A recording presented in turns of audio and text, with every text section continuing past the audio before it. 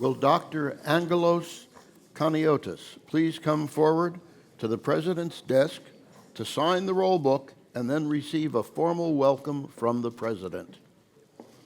Mr. President, I have the honor to present Angelos Chaniotis, Professor of Ancient History and Classics in the School of Historical Studies at the Institute for Advanced Study. Angelos Chaniotis is a preeminent historian of ancient Greece from Minoan times down to the Roman Empire. His work is remarkable both for its broad sweep and for its meticulous attention to detail. His 2005 book, War in the Hellenistic World, has inspired a series of newer studies. Thanks to a major grant from the European Research Council, he leads a team of researchers studying emotions in antiquity, a field that is both novel and fraught with the difficulty of reconstructing the inner lives of past societies. He's in charge of publishing the descriptions of Aphrodisias in southwestern Turkey. In addition, Chaniotis produces his own annual survey of work in the field of Greek religion in the journal Kernos and co-edits the Supplementum Epigraphicum Graecum, a year-by-year survey of publication in the field of Greek epigraphy. Pardon me. Angelos. By the authority and in the name of the American Philosophical Society, held at Philadelphia for promoting useful knowledge, I do admit you a member thereof. Congratulations. Stand here and turn while Congratulations.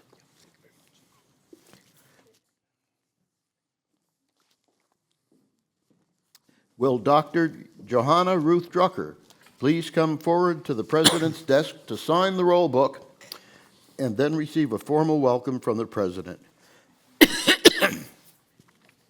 Mr. President, I have the honor to present Johanna Drucker, Martin and Bernard Breslauer, Professor Emerita, Distinguished Research Professor Emerita, Department of Information Studies at University of California, Los Angeles. Johanna Drucker wears two main hats. First, she's perhaps the expert on digital humanities, especially on the question of how visual information functions. Second, she is a noted book artist with her own press, whose artist books are represented in libraries across the U.S. and beyond, for example, at the Getty. Drucker began as an artist and still considers her book work her major concern, but in between, she studied digital humanities and is now invited around the world to speak on this topic. She's also a fine biographer scholar.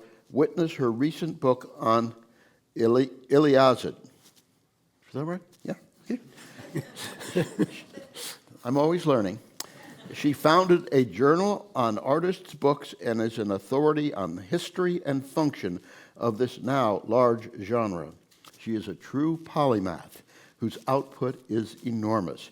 She's an expert on graphic forms and the alphabet, a topic explored in her 2022 book, Inventing the Alphabet. By the authority and in the name of the American Philosophical Society, held at Philadelphia for promoting useful knowledge, I do admit you a member thereof. Congratulations. No, go away. Wait. Stay here. Photo. We need to take a picture. Sort of.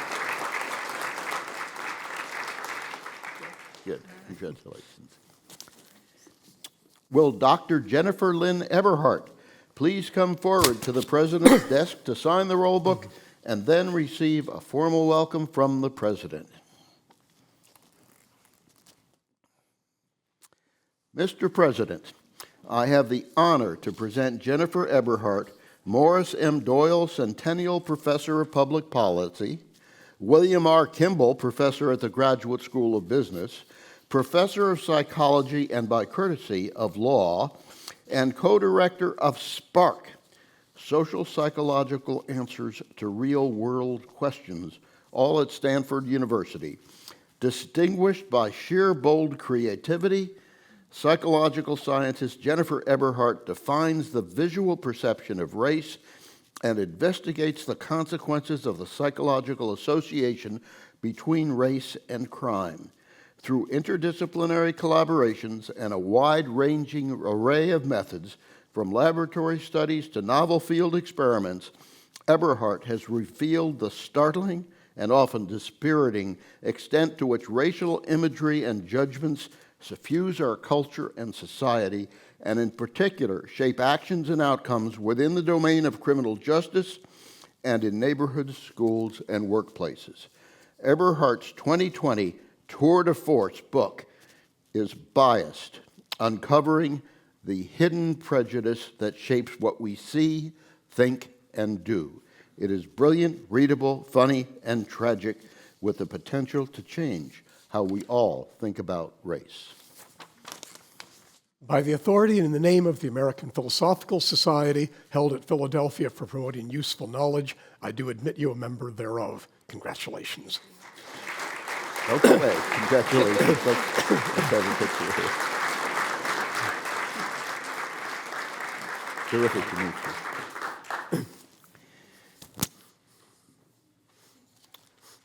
Will Dr. Bernard Fanaroff please come forward to the President's desk to sign the roll book and then receive a formal welcome from the President?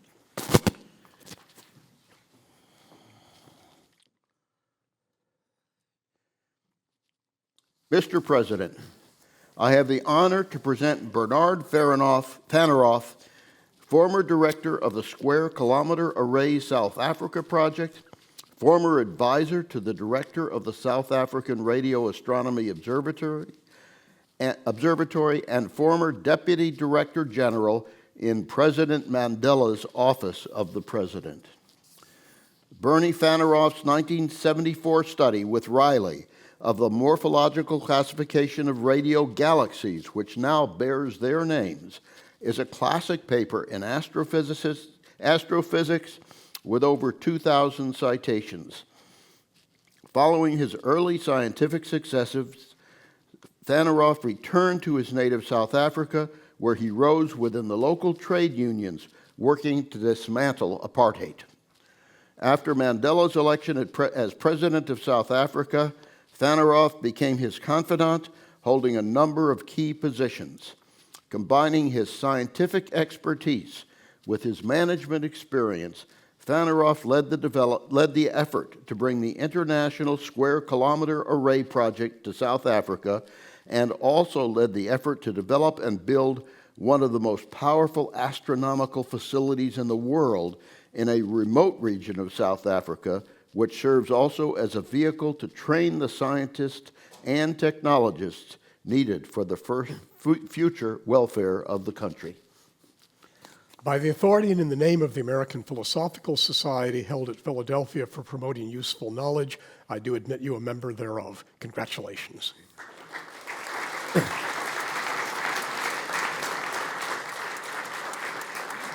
Congratulations. Good to meet you. Will Professor Dr. Monika Fludernik please come forward to the President's desk to sign the roll book and then receive a formal welcome from the President?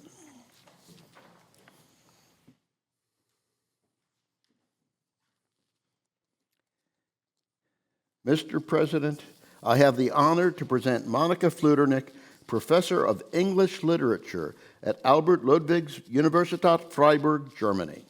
Monika Fludernik is widely recognized as the leading theorist of narrative of her generation and a major international presence in the field.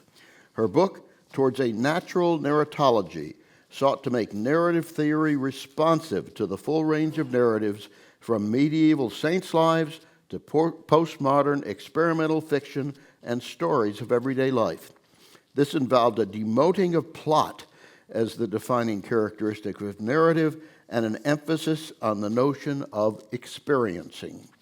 Immensely productive, she publishes on a vast range of topics, including linguistic approaches to literature, metaphor studies, law and literature, post-colonial studies, and 18th century aesthetics, and directs numerous collective research projects while producing works of pedagogy. Currently working on the development of English narrative from the late Middle Ages to the 19th century, she's author of over 100 research papers, editor or co-editor of 28 collections on diverse topics, and an editor of 3 book series. By the authority and in the name of the American Philosophical Society, held at Philadelphia for promoting useful knowledge, I do admit you a member thereof. Congratulations. Congratulations.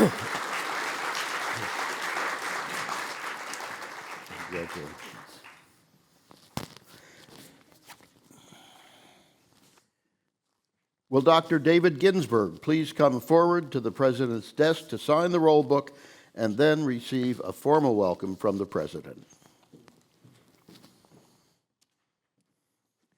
Mr. President, I have the honor to present David Ginsburg, James V. Neal Distinguished University Professor, Departments of Internal Medicine, Human Genetics, and Pediatrics in the Life Sciences Institute at the University of Michigan. David Ginsburg is a practicing physician who studies the human blood clotting system and diseases that lead to deficient or excess clotting. His laboratory played a key role in defining the genetic defects responsible for von Willebrand disease, the most common inherited bleeding disorder. Another major contribution of his laboratory is the demonstration that the bacterial protein streptokinase, which activates the protein that breaks down blood clots, is a key factor in the virulence of group A streptococci, the cause of strep throat and flesh-eating bacteria. They suggested that blocking streptokinase function might provide a novel approach to treatment of these infections. In addition to his scientific contributions, Ginsburg has played a leading role in investigative medicine, serving as the president of the American Society for Clinical Investigation and on the councils of the National Academy of Sciences and the National Academy of Medicine. Turn this way. By the authority and in the name of the American Philosophical Society, held at Philadelphia for promoting useful knowledge, I do admit you a member thereof. Congratulations. My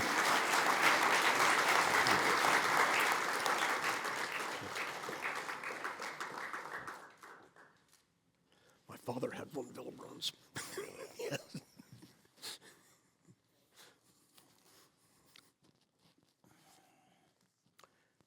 Will Dr. John C. Mather please come forward to the President's desk to sign the roll book and then receive a formal welcome from the President?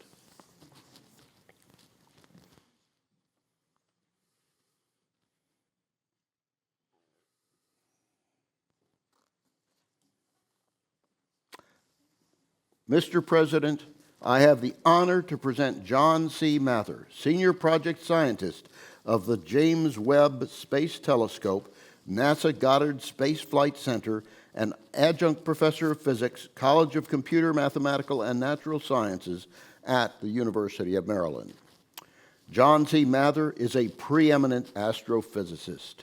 His work at the Goddard Space Science Center has been instrumental in the development of satellite-borne experiments for almost 50 years, most notably including COBE, the Cosmic Background Explorer, for which he was awarded the Nobel Prize in Physics in 2006.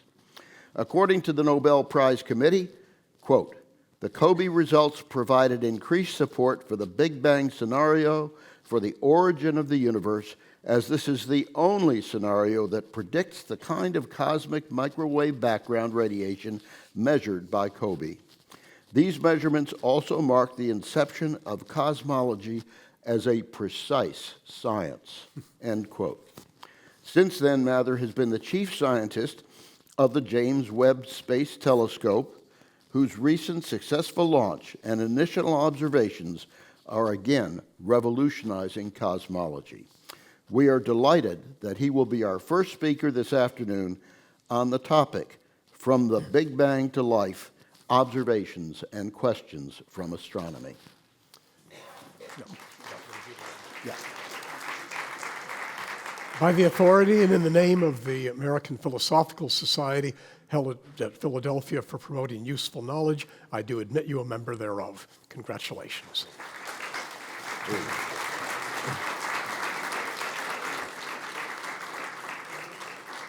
Great. Terrific.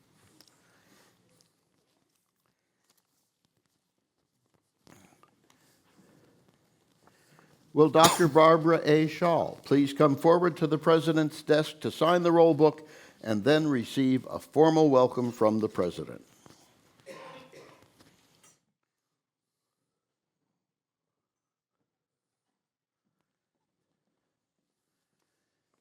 Mr. President, I have the honor to present Barbara A. Schaal, Mary Dell Chilton Distinguished Professor in the Department of Biology at Washington University in St. Louis, a nationally recognized plant evolutionary biologist.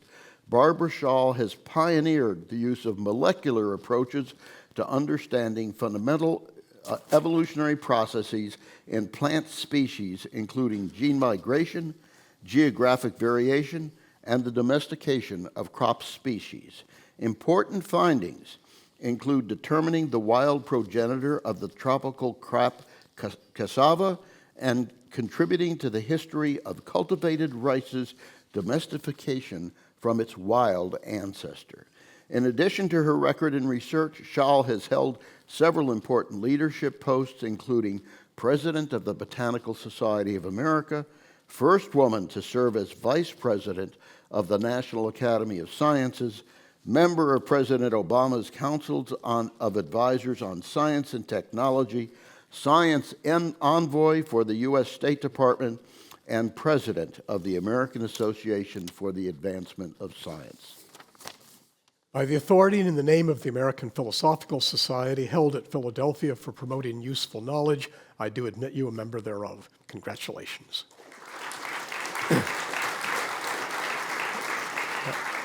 That good?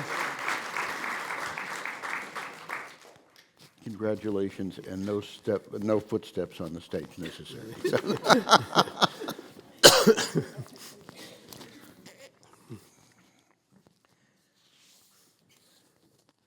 Will Dr. David R. Walt please come forward to the President's desk to sign the roll book and then receive a formal welcome from the President?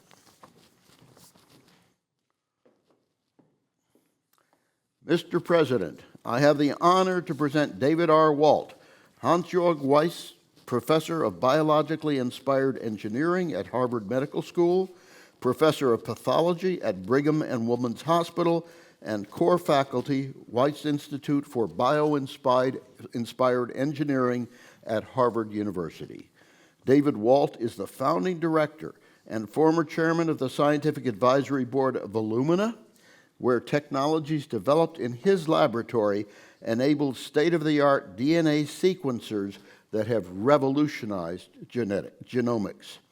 His technologies have reduced the cost of genomics sequencing by more than 1 million-fold. More recently, he's applying his expertise to disease diagnosis, employing microwell arrays for single-molecule detection in applications ranging from screening embryos for genetic defects prior to in vitro fertilization to metabolic profiling to ensure proper drug dosage. He's developing single-molecule arrays to develop blood-based tests for various diseases. He's also made major contributions to undergraduate education in chemistry as a Howard Hughes Medical Institute professor, emphasizing real-world research experiences for students and connecting majors in computer science and chemistry. By the authority and in the name of the American Philosophical Society, held at Philadelphia for promoting useful knowledge, I do admit you a member thereof. Congratulations.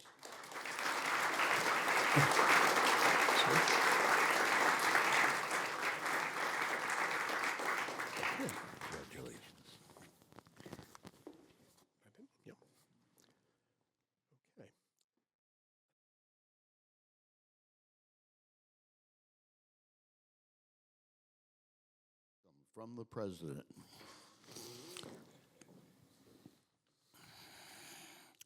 Mr. President, I have the honor to present Vinton G. Cerf, Vice President and Chief Internet Evangelist at Google. In this role, he contributes to global policy development and continued standardization and spread of the Internet. Widely known as the father of the Internet, Vinton Cerf is the co-designer with Robert Kahn of the TCP/IP protocols and the basic architecture of the Internet. These software-encoded protocols are used to transmit information and data across what we now know as the Internet. This invention enabled a digital revolution that has transformed global commerce, communication, entertainment, and politics. More than that, Cerf has helped people outside the technical community understand the implications of the technology for enhancing scholarly communication. As a widely influential Internet evangelist, he has become a key figure in effecting the transition of scholarship from the analog to the digital age.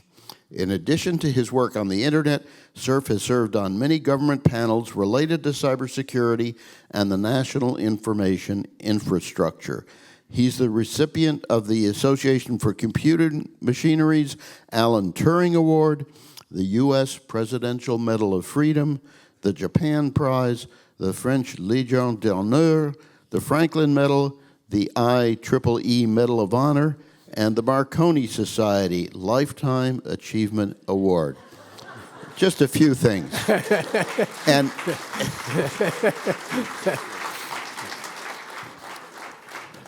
By the authority and in the name of the American Philosophical Society, held at Philadelphia promoting useful knowledge, I do admit you a member thereof. Congratulations. Turn and face this.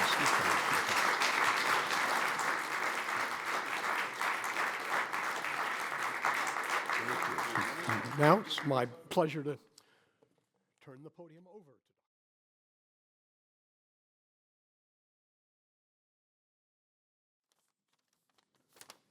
will Ms. Denyce Graves please come forward to the President's desk to sign the roll book and then receive a formal welcome from the President. Mr. President, I have the honor to present Denyce Graves, operatic mezzo-soprano, Rosa Poncell Distinguished Faculty Artist of Voice at the Peabody Institute of Johns Hopkins University and founder of the Denyce Graves Foundation. One of the music world's most sought-after recitalists, Denyce Graves combines her expressive vocalism and exceptional gifts for communication with her dynamic stage presence, enriching audiences throughout the world. Her programs include classical repertoire of German Lieder, French Mélodie, and English art song, as well as the popular music of Broadway musicals, crossover, and jazz, together with American spirituals. Denyce Graves became famous for her portrayals of the title roles in Carmen and Samson and Delilah. These signature roles have brought her to opera houses across the world. She has performed in moments of historic significance, like in 2001, when she gave a series of appearances in response to the tragic events in New York City, Washington, D.C., and Shanksville, Pennsylvania, on September 11th, 2001. And on September 25th, 2020, she sang at the U.S. Capitol as Ruth Bader Ginsburg's casket was lying in state. In 2003, Graves was appointed as a cultural ambassador for the United States to bring goodwill missions of musical performances, lectures, and seminars around the world. By the authority and in the name of the American Philosophical Society, held at Philadelphia for promoting useful knowledge, I do admit you a member thereof. Congratulations. Congratulations and welcome. Thank you so much.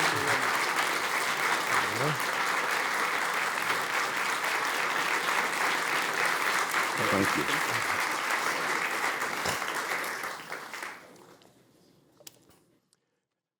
I have to say what